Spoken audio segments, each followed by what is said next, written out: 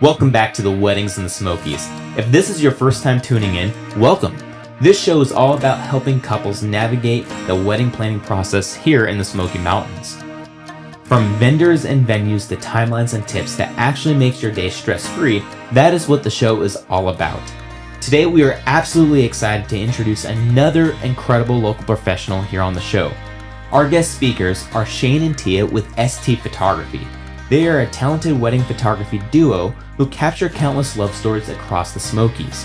Their eye for detail, ability to make couples feel comfortable, and the experience behind the camera make them one of the go-to choices for brides and grooms across the area. I should specify they were also my wife and I's photographer, so there is a little bias there as well. But with that said, we're going to get started on today's episode, so let's begin.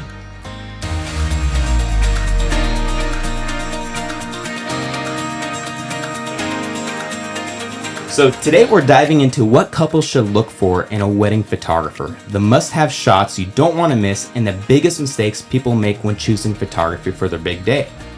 I should specify that Tia was actually my photographer for mine and Sarah's wedding day. We had a photo right here that she took for us for our wedding. Oh, I love that one. This one was Sarah and I with her veil on there. When we saw that shot, she's like, out of all the photos we're going to get, this is the first one we got to get printed out first. I love it. So we have this on our nightstand we look at every day. That makes me so happy. That is the biggest compliment, to go into somebody's house and to see your artwork on the walls. Like, I can't even. I love it so much. So I should say I'm a little biased to all the work that you and Shane do together. I think what was really incredible about you guys in general is we've gone to work together for a couple of years, and one of the most important things for me when looking for photographers, one, a talented photographer, and then two, somebody who is easy to work with, who's kind, and you are all those things. So when I knew we were getting married, it was like, okay, Tia's our photographer 100%. I always love working with you too. I feel the same way. I felt so upset. I think it was just a month ago where I saw we were on the list of working together, but I had another wedding, so I had to send my team out to work with you, and I was just like, oh man, if only I could be at both places at once. I know. It's hard to clone yourself. So today we're diving into what couples should look for in a wedding photographer, the must-have shots you don't want to miss, and the biggest mistakes people make when choosing photography for their big day. So let's start by having you guys share a little bit about ST Photography, what inspired you to start your business, and what makes your approach to wedding photography unique. All right. Okay. What started it, Tia? Well, me and Shane are actually high school sweethearts. Oh, I did not know that. But I am a couple years older than him, so I had to wait for him to graduate. 4 years older than me. So during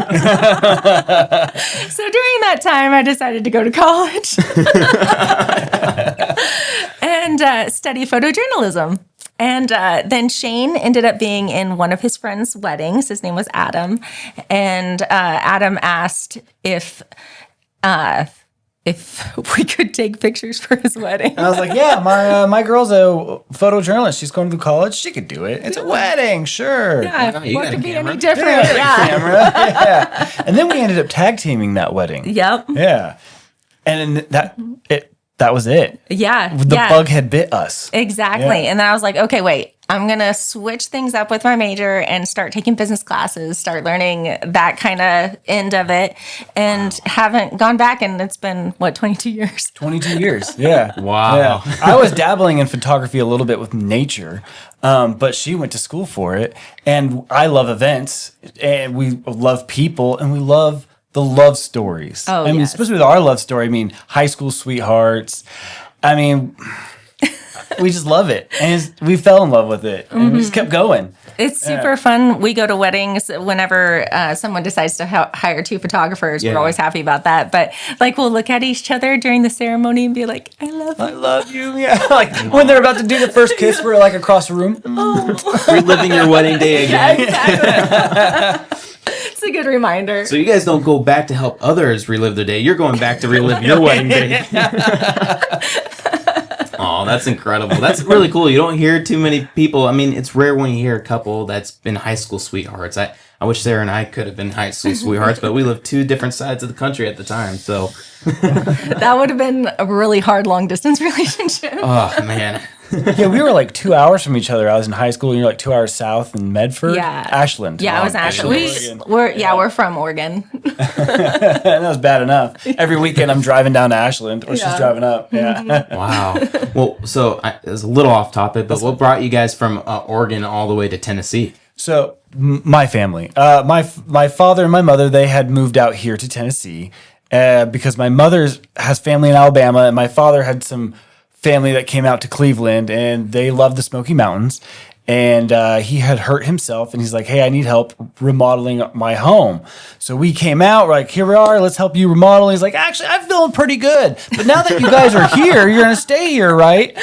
With their grandchild. There we go. That's what it was. Yeah. Wow. Well, I mean, it was kind of the same direction for us. My parents moved here, then I followed out, and I mean, I'm sure you guys feel the same way, where it's like, there's no point in living. It's so great. It was perfect. Yeah. I fell in love with Tennessee This is as soon as our I home. drove in. Oh yeah. Oh yeah. That's incredible. Well, so tell us, what does ST photography mean? Is it abbreviated for anything? Shane and Tia. Yep. Okay, Shane and Tia, ST photography. Most okay. people think it's Saint. Or street. People are like, Saint photography, street photography? No. Sure. Street photography. That is an avenue of photography you could go to. That is true. We actually dabbled in that back in the day. We were like, it would be, 2, 3 in the morning. Do you remember those nights? Oh, yeah. And everything was on film back then, right? And Yeah. you were working a dark room in the community center, and we just stay in the streets, and we just play with shutter speeds and make ghost shots, running around because the streets were empty at 4 in the morning in this little town. Yeah, it was really fun. a lot of Playing fun. with lighting. Wow. So there's a little bit of street photography there. There you go. It's our roots. So when was the moment when you guys knew wedding photography was the direction you wanted to take? Did it take place at that one wedding? So yeah, I would think after Adam's wedding, then we're like, man, we love this. We love the people. We like running events. I love making events happen. And we found out we were kind of good at it. And so I think from that moment on, we're like, we can keep doing this. And we like doing it. We had it on the side for a long time. Yeah, though. that wasn't our main gig. We were all working 9 to 5 jobs. Once we moved to Tennessee, then we kind of thought, you know what, let's really push and make this a full-time thing. Yeah. We were picking up some weddings though before we came to Tennessee. We were getting there. Yeah. Yeah. In Portland, Oregon? Or in Oregon? It was, Roseburg, Oregon, Okay. Medford, Eugene, that whole southern Oregon area. Yeah. Okay, sweet. Well, when did it start to really fully fledge into a full-time thing for you guys, where you were like, okay, we're done with our 9 to 5. We're going to be photographers? Oh, Tennessee. Yeah, Tennessee, for when you sure. guys moved We decided we're going to do this. Yeah. And we did it. Yeah, we just Yeah, we jumped just made into it it happen. and That's went cool. for it. Yeah. Well, I hear the Smoky Mountains is somewhere in the top 5 most popular places to get married. And so when you hear about the number of weddings to have here in Tennessee, it's a great gig to have as a photographer, because everyone's coming here to get married. Oh, yeah. And when it's so gorgeous, I mean, you can't ask for a better backdrop. The Smoky Mountains, it's so breathtaking. Well, so with that said, with your guys' photography skill, have you found what would you say your style is for your photography work? Have you found that it's kind of changed over years? What would you say it is today? So we shoot true to color, and we have definitely done other styles in the past, sometimes a little bit more moodier, sometimes light and bright, and just kind of found that true to color is something timeless. I go back on some of our old pictures and I'm like, oh my goodness, I cannot even believe we did those crazy edits to these people's photos. And so I just know, just true to color just seems very timeless, that no matter what happens, you're not going to want a super orange photo maybe 20 years from now. I don't know. I remember I edited on my Mac, I think a few years ago, and it was brand new at the time, and it had a setting called True Tone that was on. I didn't know True Tone was on, so I'm color grading all my things. I think it had an orange tint on my screen, so I was fixing it, adding a lot of blues, and then when I delivered it to the couple, it was all it was all orange, or it was all blue or something. I'm like, what the heck happened there? And I realized it was just a setting I had to go and switch and change back. And so when you mentioned just the orange photos, I'm like, I remember one experience where it was like I fixed everything orange and then all came back blue, and I was like, turn up the true tone. Yeah, I panicked. I'm like, how did the color correction get so bad on their wedding day? And it was like, no, it was a simple little tiny fix. So from your perspective, knowing the Smoky Mountains is full of photographers, I don't think there's been one photographer I've talked to where they haven't said it's in terms of advertising out here, it's hard because it's so flooded with photographers. Some are hobbyists, some are professionals. You get all kind of differences in photography.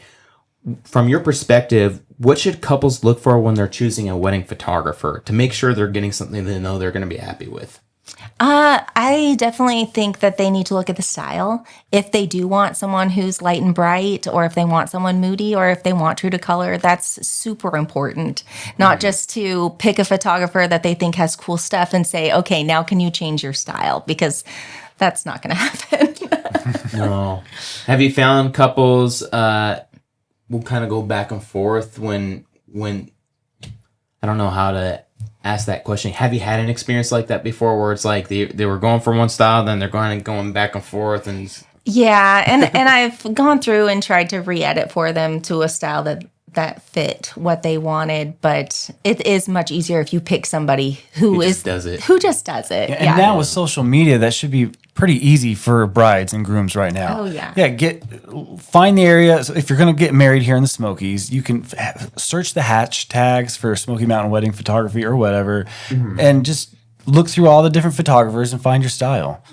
Yeah. No, that is important to kind of figure out what that style is and stick to it. What's cool, what you said a little bit about your style, is just the timeless feel about it. I think it's hard to look back at a wedding photo and be like, oh, I wish I would have had this or that, when you're just capturing what was already there, kind of thing. Yeah. So I think that's a lot of what our video style is just realism, really. Yeah.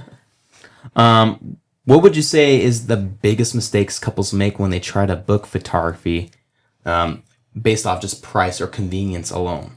I feel like if they only book an hour and they think that they're going to shove everything into it, because they're not. Yeah, they think, oh, if I just get an hour or two, I can have my whole wedding day covered. And it's not the case. And they have to pick and choose what's the important things that they need to have covered. And that could be frustrating. Yeah, because they go in seeing like a whole album that might be a complete wedding day and think, oh yeah, I'm going to be able to get all of those things. And there's just not the time. So talking to a couple that's in a position like that, what are ways that you kind of try to break that down for a couple so they kind of get in, like, how much time do you think a couple should allot to get everything they're wanting for their wedding day, generally speaking? What should they consider? I think an 8-hour day is probably the most popular, because I feel like you can get the getting ready, you can get the ceremony, you can get all the post pictures afterwards, and you can get the reception. You might not be able to get the exit, and you might not be able to get the very beginnings of getting ready, but it gives you a good solid like overall day. Get you the overall book. And then what do you think during the wedding day takes the most time in terms of getting photos? Like, if they had to choose somewhere on their wedding day to make sure they have this whole section opened to get their everything they need. Family pictures. I was wondering if it was going to be family photos. That is hurting cats. I feel like you get to learn a lot about the family and the couple during the family photo session. Sure. I think it's just everybody's always running around looking for where the other person goes. As soon as they bring one person, the other person leaves. It's like herding cats, it seems like. You've got a list and you're yelling for mom and aunt and whoever, and they're who knows where. If somebody left. I highly, highly recommend that a bride makes a list and that she puts bigger groups and then goes down to smaller groups, but also thinks about grandparents and kids being photographed first so that they can be off and done.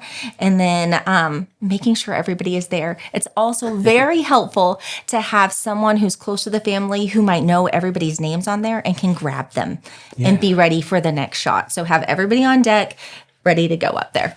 Okay. And so it sounds like then there's a little bit of pre-planning that takes place for that. How do you guys go about do you guys do meetings prior to the wedding day to kind of get a lot of that sorted out?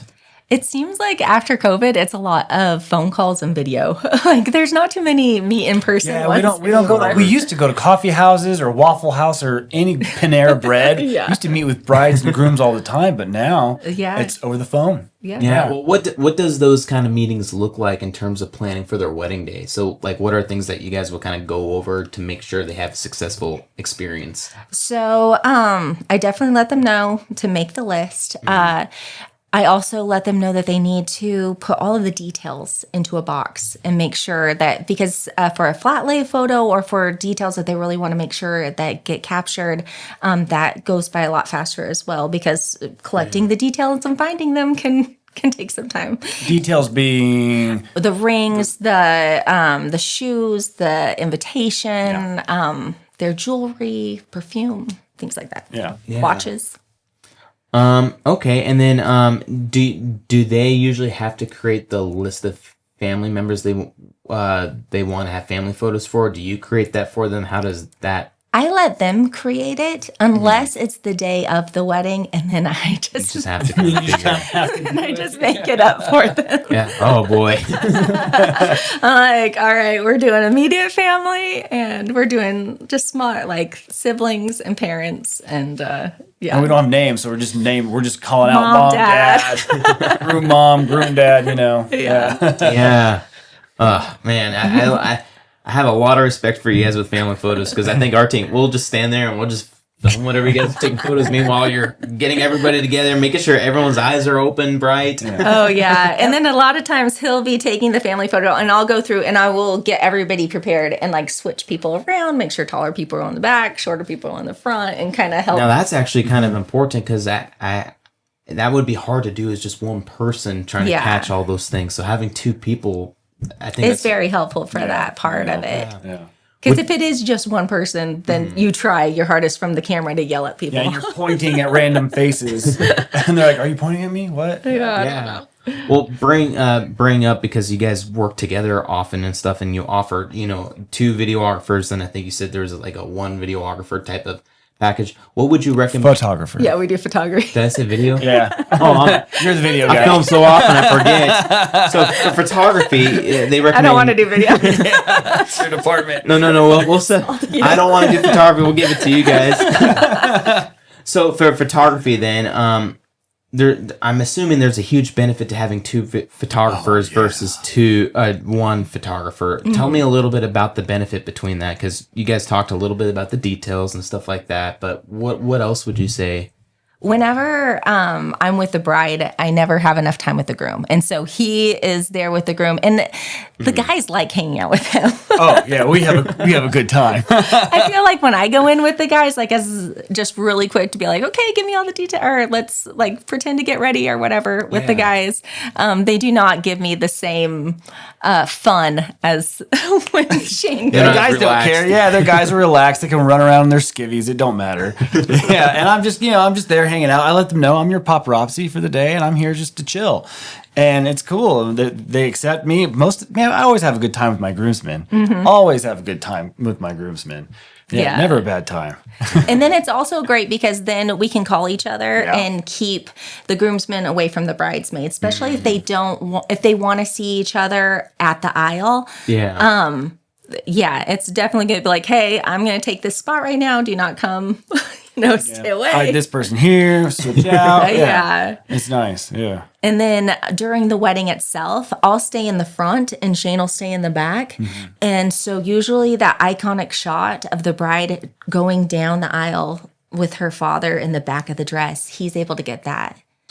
And I can't. So You just get one view when they're going down, but I do like that back of the aisle dress shot's cool. You get to see all the guests kind of walking down the aisle. And then I like to switch to my snipe lens, and I can just get right in on some really cool intimate shots, you know. Whereas with one photographer, she or I is going to have to run around that whole ceremony, which can be distracting too. So having two photographers just in their spots, not as distracting. They don't have to move around a whole lot, and you get the whole wedding. You get all the emotion. She's got mom and dad up front. I'm getting people from behind on the wedding party. And my main focus is the groom. Yeah. And then I focus on the bride. Mm-hmm. Yeah. And then I can tell when she's switching, oh, she's going to start getting the bride for this shot. Well, I can switch over. And it's working with each other for 22 years. Yeah. You kind of know your workflow. Kind of know our workflow. Yeah. Exactly. That's really cool. Well, and that's also important it sounds like when you hire photographers, you look for those kind of relationships, because when you know a couple who's worked together for so many years, you're going to have a team who understands one another, what kind of shots they're going for. Yeah. Whereas, another team that constantly flip-flops a second shooter or something. Not that it's a bad experience, but having that familiarity consistently can be a great advantage, it sounds like, too. Yeah, and one of the best things about having Tia and I as a photographer is that when she's posing and the bride and groom, they don't really know what to do. We can kind of go up and grab each other. She's like, okay, now put your hand here. This is and we pose and we say, this is what you're doing. And then they're like, oh. That is pretty You don't have to try to frame it for the groom. And right, for the bride. That is really cool. So then the next question, maybe you both have the same opinion on this, maybe a different one, but what's your guys' thoughts on a first look versus just waiting traditionally for the ceremony to show off the bride walking down the aisle and getting the groom's reaction? I used to have a strong opinion on this. I used to have the opinion of we should always do a first look. My opinion has changed because... Interesting. Yeah, I guess maybe because we've been doing it for so long. At this point, it's like we can do it all. Like it's great to have first look. I mean, first look's great. It's for everybody. You get all the pictures that you need out of the way. That's fantastic. But if they don't want to, it's okay. We're going to get it. Yeah. Yeah. I don't mean to speak for you. That's my opinion. No, but you're right. But a first look is great if you want to make sure that you can get to your guests right away. If you want to cut down that time right after the ceremony, because we say we need at least a good hour to be able to do family, the whole bridal party, and the couple photos. But if they want to just go straight into a reception, you could get everything done technically during the first look. So after the first look, then you're saying you could do extended family photos and bridal parties photos, and then you're kind of done right after the ceremony. But please come back out for sunset photos. Yes. Okay, well, you went to the next question then, is what would you then consider as your must-have shots for the wedding day? Oh, yeah. If you're in the Smoky Mountains, you want those sunset photos. They're gorgeous. Oh, my goodness. Yes. You cannot. The lighting is so good. Those are the ones that you're going to put on your wall. Yeah. At the end of the day. Yeah, well, I think it's so important that I have you guys even emphasize and share that your opinion, because I think there's a lot of times it's hard, especially for a couple who they really want to, especially after the ceremony, they want to interact with their guests, they want to eat their meals, they want to do all the stuff with their family. So it can be daunting when you have so many lists of things, but knowing that, well, these are the items you must have, such as the couples portraits, sessions, stuff like that. Like those are the things that you're going to have up on your wall a lot of. So making sure you allot some time for sunset photos is extremely important. So it's cool hearing you guys kind of share that similar opinion. Yeah. If you look through our Instagram, the majority of those photos are going to be from a sunset shoot. Right. And that's probably why you hired us, is because of that time. And for anyone who's watching or listening, if you're getting married in the Smokies and you're not in an area where you're going to see the sunset, that doesn't really matter, because it's the lighting. Even if there's no sun or sun setting in the background, the lighting of the day is so perfect that time of the day. Yeah, at that hour. It's a prime hour for lighting and photos. Yeah. So then another question would be, what if you're in a situation where it's not sunny and it's cloudy? Is a rainy day or a cloudy day a horrible photography experience, or what do you guys think of a cloudy or rainy day? I like cloudy over no clouds. I am actually a big fan. Yeah. And if I know it's going to be no sunset, then we can get all the photos done right during the middle of the day, and it's not a big deal. And we say that because the clouds disperse the light evenly. You're not going to have harsh sun on your face and harsh shadows. And that's why we like the cloudy. I mean, if it's a cloudy, dark, dreary, rainy day, I mean, we'll find some place to make it happen. Yeah. Yeah. Well, sometimes people will like, having a ceremony where it's like, I think usually in the springtime when it's around 2 o'clock, you have the sun that's right above your head. Super harsh lighting, as I'm sure you know. You can't see the mountains because you're trying to expose for the couple. Right. And so you're having to choose between one or try to somehow get both. Maybe photography is different because you guys might be able to kind of bring both of it back or something. Going into Photoshop and trying, but I mean... That's a lot of post. That's post work. Yeah. But a cloudy day, I feel like you just get an equal exposure across. You get all of it. Yeah, so if you got a cloudy day, don't be worried if you're out there getting married on a cloudy day. It's going to look gorgeous. Yeah. And I don't know, I'm not even opposed to rain because I know some photographers have brought like an umbrella or something like that. Oh, yeah. To me, it brings another level of an intimate photo shoot or something. And with us being in the Smoky Mountains, whenever it rains, you see all the clouds coming off, so it gives it its name just comes right out. All that fog and whatnot. Yeah, it's cool. That's true. Well, I think actually every single one of our engagement photos you've done for us, it was in the rain. That's right. Ironically enough. Except for the wedding day. Wedding day was sunny, but it was like rain for both times. It was. It was pouring at your engagement. Oh my goodness. We had it was a December 2nd was our engagement, and I had set up at Dancing Bear. It was a Christmas tree with some presents that says, "Will you marry me?" on it. Had candles and everything we were going to light and whatnot.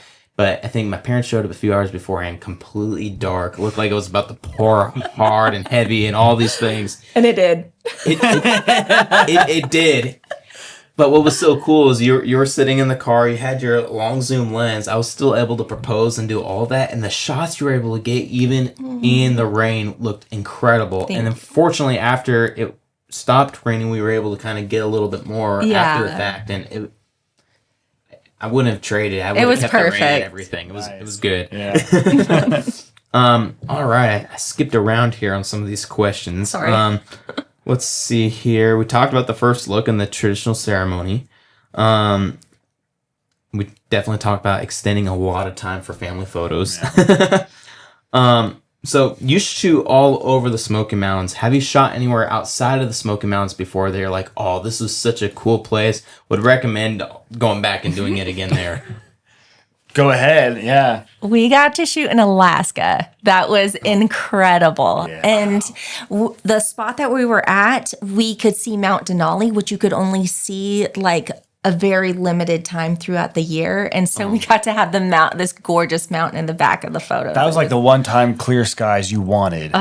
Clear skies, beautiful mountain in the far distance. It was And the so family had us there several days ahead of time. They had us photographing them on a fishing charter. So we went out with them on the charter boat, salmon fishing. So fun. We went with them on another boat for icebergs. Oh, yeah, they went to see all the icebergs. So they had us photograph them doing that. So we were just their personal paparazzi for like a week.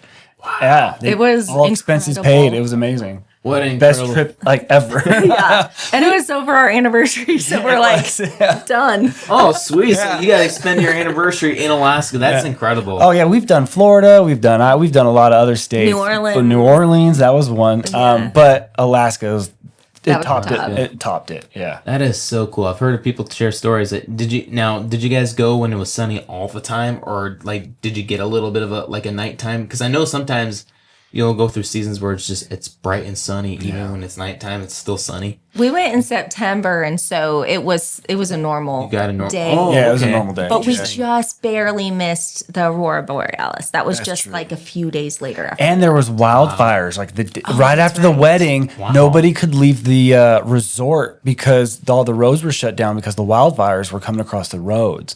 So we, instead of going south back to Anchorage, we traveled north up to Denali, and then traveled across the Denali Road or some dirt road that took you all far through. east of Alaska, and then we went south. We spent like almost a whole day and a half just going around driving through Alaska in like the tundra. No paved roads, beautiful. It was incredible. Oh, caribou, bear. It was so cool. Yeah. We were having so much fun photographing everything. I'm not ready to leave. Man, I would do anything. Free services if I can go to Alaska or Jamaica or something like that. That'd be so fun. We were so close to booking it, but then they found a local in Jamaica, and I'm like, well, it's hard to beat a local. Yeah. I guess they know where they're going. Yes. They're probably safer with a local, too. All right. Well, let me see here. So, in terms of wedding packages, there's some vendors when they're looking for a photographer where everything is customizable, or they have select prices they have to stick to. What options do the couples have when it comes to hiring you? What do you have? A la carte pricing? Are you flexible? What does that look like? So we let people pick how many hours that they would like, and if they want 1 or 2 photographers. Our packages are pretty much the same no matter what. They will get their high resolution photos onto an online gallery, and they get the copyrights to those photos, so they can download them, they can share them, they can print them. But what's really cool is that the online album gives a chance to be able to make an album or make prints off of that, and it's a high quality print if they want to order it through the album itself, through the online album website. Yeah. That's really cool, especially online, because with everyone using the technology that they have today, just being able to have those digital copies to kind of move around wherever or choose to take an album or not. That's pretty cool. Yeah, that link lasts forever, so they'll always have it. Yeah. And then let's see. Do you guys also offer engagement sessions, albums, or you did bring up albums, but do you guys do engagement sessions? What other services do you guys provide for as a photography team? Yeah, we do engagements, families, a lot. I mean, We've done concerts, bands, events, album covers. Yeah. Oh, wow. We've done a lot of photography through the years. Yeah. Grand openings. Yeah, we have done some grand openings. Yeah. So if you need something photographed, give us a call. Yeah. Okay. Take care awesome. of any of it. Yeah. Well, then, one last thing before we start to wrap up for today. If there was something that a couple could take home from this podcast episode, what would be the one thing you would want them to know, whether it be a tip about posing or something about looking for a photographer? What is something that is very important that a couple should have in the back of their mind from this episode? I think that they need to research and see who they do like, talk with a photographer, see if they click, see if they seem like their personalities will mix. And then as far as posing, a smile goes a long way. And being able to be comfortable with your partner and being able to look like you're not just straight and posed and all of that. Like, that you feel like you can be embraced and you get like the emotion. A candid photo is great, but when you're actually posing, like thinking about lines and being up straight, but still having like a leg out kind of helps in turning your body. Smiling. Well, and then one last thing then with that as a follow-up question, what are some of the ways that you guys go about trying to help couples feel relaxed for their photos? Be real with them. Laugh and laugh, joke, yeah. get to know them, find out about their love story. I love to hear a good love story. I think that's why this works for us, because we love stories. A collector of love stories. And then if they don't mind us like touching them and moving them, that's also helpful. Sometimes like, I know the pose, but I need to do this, do that. Just barely move the hair. Oh, sweet. Well, again, guys, thank you so much for taking your time to be a part of this episode. You guys are special to us, especially for our wedding day. You guys are phenomenal vendors to be able to work with when we get the chance to work together. I see why, and hopefully a lot of our couples also see why it is so fun being able to work with you too. I know our listeners got a ton of value that came from our conversation today. So again, thank you guys so much. Thank you, Jake. Yeah, thanks, man. This was wonderful. And to everyone who's tuning in, thank you for joining us for another episode of the Weddings in the Smokies. If you have questions or topics you'd like for us to cover next, drop a comment down below. We'd love to hear that from you. If you are still looking for wedding venues here in the Smoky Mountains, including photographers like T and Shane, be sure to visit the smwba.com. That is the Smoky Mountain Wedding Association's website. With that said, we hope you guys have a phenomenal day, and we look forward to seeing you guys next month. Bye for now.